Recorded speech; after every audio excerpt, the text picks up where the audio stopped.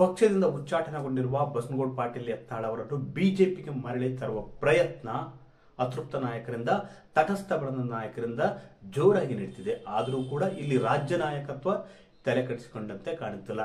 ಈ ಕುರಿತು ಪಕ್ಷದಲ್ಲಿ ಯಾವುದೇ ಚರ್ಚೆ ಆಗಿಲ್ಲ ಅಂತ ರಾಜ್ಯಾಧ್ಯಕ್ಷರಾಗಿರುವ BY ವಿಜಯೇಂದ್ರ ಅವರು ಸ್ಪಷ್ಟಪಡಿಸಿದ್ದಾರೆ. ಈ ಮೂಲಕ ಬಸನಗೌಡ ಪಾಟೀಲ್ ಯತ್ನಾಳ್ ಅವರನ್ನು ಪಕ್ಷಕ್ಕೆ ಮರಳಿ ಸೇರಿಸಿಕೊಳ್ಳುವ ಮಾತೇ ಇಲ್ಲ ಎಂಬ ಸಂದೇಶವನ್ನು ಪಕ್ಷದ ಅತೃಪ್ತ ನಾಯಕರಿಗೆ ಕಳಿಸಿದ್ದಾರೆ. ಇದೆಲ್ಲದರ ಹೊರತಾಗಿ ಕೂಡ ಇನ್ನೊಬ್ಬ ನಾಯಕನನ್ನು ಪಕ್ಷಕ್ಕೆ ಮರಳಿ ತರುವ ಪ್ರಯತ್ನ ಬಿಜೆಪಿಯಲ್ಲಿ ಸದ್ದುಗದ್ದಲವಿಲ್ಲದೆ ನಡೆಯುತ್ತಿದೆ ಅಂತ ಹೇಳಲಾಗ್ತದೆ. ಅದರಲ್ಲೂ ವಿಶೇಷವಾಗಿ ಹಿಂದುಳಿದ ವರ್ಗದ ದೊಡ್ಡ ನಾಯಕರಾಗಿರುವ, ಅದೇ ರೀತಿ ಹಿಂದುತ್ವವನ್ನು ಪ್ರತಿಪಾದಿಸುವಂತಹ ಬಿಜೆಪಿಯ ಹಿರಿಯ ನಾಯಕರನ್ನು ಮರಳಿ ತರುವ ಪ್ರಯತ್ನ ಬಿಜೆಪಿಯಲ್ಲಿ ಸದ್ದಿಲ್ಲದೆ ಸಾಗಿದೆ. ಅವರು ಮತ್ತೆ ಬಿಜೆಪಿಗೆ ಮರಳಿ ಬರುವ ನಾಯಕ, ರಾಜ್ಯ ನಾಯಕತ್ವ ಹೈಕಮಾಂಡ್ ನಾಯಕರು ಗ್ರೀನ್ ಸಿಗ್ನಲ್ ಕೊಟ್ರ. ವೀಕ್ಷಕರೇ, ಕಳೆದ ಲೋಕಸಭೆ ಚುನಾವಣೆ ವೇಳೆ KS ಈಶ್ವರಪ್ಪ ಅವರನ್ನು ಪಕ್ಷದಿಂದ ಉಚ್ಚಾಟಿಸಲಾಗಿತ್ತು. ಅದು ಈಶ್ವರಪ್ಪ ಅವರು ಕೂಡ BSY ನಾಯಕತ್ವದ ವಿರುದ್ಧ ಒಂದು ಸಿಡಿದೆದ್ದಿದ್ರು. ಬಳಿಕ ಆದಂತಹ ಅವಾಂತರದಿಂದಾಗಿ ಪಕ್ಷದಿಂದ ಅವರನ್ನು ಉಚ್ಚಾಟಿಸಲಾಗಿತ್ತು. ಆದರೆ ಇತ್ತೀಚಿನ ದಿನಗಳಲ್ಲಿ KS ಈಶ್ವರಪ್ಪ ಅವರನ್ನು ಪಕ್ಷಕ್ಕೆ ಮರಳಿ ಕರೆತರುವ ಪ್ರಯತ್ನ ಸದ್ದಿಲ್ಲದ ಸಾಗಿದೆ ಅಂತ ಹೇಳಲಾಗ್ತಿದೆ. ಕಳೆದ ಕೆಲವು ದಿನಗಳ ಹಿಂದೆ ಅಷ್ಟೇ ಬಿಜೆಪಿಯ ಕುರುಬ ಸಮುದಾಯದ ನಾಯಕರ ಸಭೆ ನಡೆದಿತ್ತು. ಈ ಒಂದು ಸಭೆಯಲ್ಲಿ ಅಂಥದ್ದೊಂದು ನಿರ್ಣಯ ಕೈಗೊಳ್ಳಲಾಗಿದೆ. ಅದೇನಪ್ಪ ಅಂದ್ರೆ, ಬಹುತೇಕ ಕುರುಬ ಸಮುದಾಯದ ನಾಯಕರು ತಮ್ಮ ಪಕ್ಷದ ಹಿರಿಯ ನಾಯಕರಾಗಿರುವ, ಅದೇ ರೀತಿ ಸಮುದಾಯದ ಹಿರಿಯ ನಾಯಕರಾಗಿರುವ KS ಈಶ್ವರಪ್ಪ ಅವರನ್ನು ಪಕ್ಷಕ್ಕೆ ಮರಳಿ ಸೇರಿಸಿಕೊಳ್ಳಬೇಕು ಎಂಬ ನಿರ್ಣಯವನ್ನು ಕೈಗೊಂಡಿದ್ರು ಆ ಒಂದು ಸಭೆಯಲ್ಲಿ. ಬಳಿಕ ಅದು ರಾಜ್ಯ ನಾಯಕತ್ವಕ್ಕೆ ರವಾನೆಯಾಗಿದೆ.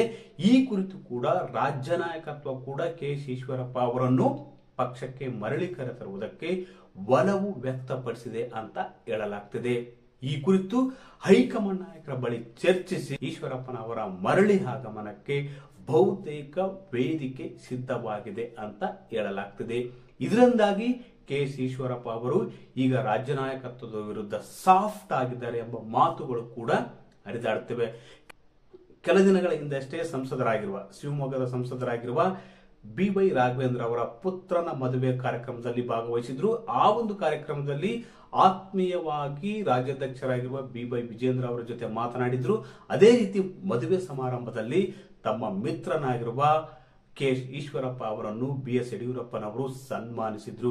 ಈ ಒಂದು ಆತ್ಮೀಯತೆ ಕೂಡ, ಅಂದ್ರೆ ರಾಜಕೀಯ ಜೀವನದುದ್ದಕ್ಕೂ BS ಯಡಿಯೂರಪ್ಪನವರು ಹಾಗೂ KS ಈಶ್ವರಪ್ಪನವರ ನಡುವೆ ಕೆಲವು ಜಗಳಗಳು ಮತ್ತು ಮುನಿಸುಗಳು ಉಂಟಾದ್ದು ಬಹಳ ಸಲ ಇದೆ.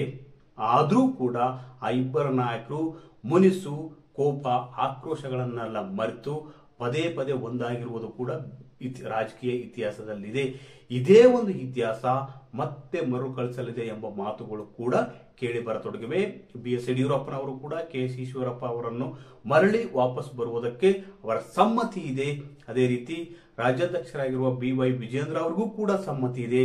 ಅದೇ ರೀತಿ ಬಿಜೆಪಿಯ ಕುರುಬ ಸಮುದಾಯದ ನಾಯಕರು ಸಭೆಯಲ್ಲಿ ಕೈಗೊಂಡಂತಹ ಒಂದು ನಿರ್ಣಯದ ಒತ್ತಡವೂ ಕೂಡ ರಾಜ್ಯ ನಾಯಕತ್ವದ ಮೇಲಿದೆ.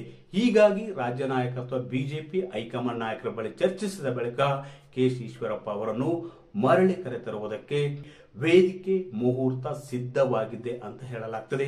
ಒಟ್ಟಾರೆಯಾಗಿ ಹಿಂದುಳಿದ ವರ್ಗದ ನಾಯಕರಾಗಿರುವ, ಅದೇ ರೀತಿ ಹಿಂದುತ್ವವನ್ನೇ ಪ್ರತಿಪಾದಿಸುವ KS ಈಶ್ವರಪ್ಪನವರು ಬಹುಬೇಗ ಶೀಘ್ರದಲ್ಲೇ ಬಿಜೆಪಿಗೆ ಮರಳುವ ಸಾಧ್ಯತೆ ಹೆಚ್ಚು ಅಂತ ಹೇಳಲಾಗ್ತದೆ. ಇದೆಲ್ಲದರ ಹೊರತಾಗಿ ಬಸನಗೌಡ ಪಾಟೀಲ್ ಯತ್ನಾಳ್ ಅವರನ್ನೂ ಕೂಡ ಪಕ್ಷಕ್ಕೆ ಕರೆತರುವ ಪ್ರಯತ್ನ ನಡೆದಿದೆ. ಆದರೆ ಸತತವಾಗಿ BSY ಕುಟುಂಬದ ವಿರುದ್ಧ ರಾಜ್ಯಾಧ್ಯಕ್ಷರಾಗಿರುವ BY ವಿಜಯೇಂದ್ರ ವಿರುದ್ಧ ವಾಗ್ದಾಳಿ ಮತ್ತು ಟೀಕೆ ಟಿಪ್ಪಣಿಯನ್ನು ಮಾಡುತ್ತಿರುವ ಕಾರಣ ಎಲ್ಲೋ ಒಂದ್ ಕಡೆ ಇದು ರಾಜ್ಯ ನಾಯಕತ್ವಕ್ಕೆ ಒಲವಿಲ್ಲ ಎಂಬ ಸ್ಪಷ್ಟನೆಯನ್ನು ಈಗಾಗಲೇ ರಾಜ್ಯಾಧ್ಯಕ್ಷರಾಗಿರುವ BY ವಿಜಯೇಂದ್ರ ಅವರು ನೀಡಿದ್ದಾರೆ. ಒಟ್ಟಾರೆಯಾಗಿ KS ಈಶ್ವರಪ್ಪ ಅವರು ಮುಂದಿನ ದಿನಗಳಲ್ಲಿ, ಮುಂದಿನ 2 ತಿಂಗಳೊಳಗೆ ಬಿಜೆಪಿಗೆ ಮರಳಿ ಆಗಮನ ಸಾಧ್ಯತೆ ಹೆಚ್ಚು. ವೀಕ್ಷಕರೇ, ಈ ಮಾಹಿತಿ ಇಷ್ಟವಾದಲ್ಲಿ ವಿಡಿಯೋ ಶೇರ್ ಮಾಡಿ, ಲೈಕ್ ಮಾಡಿ, ಕಮೆಂಟ್ ಮಾಡಿ.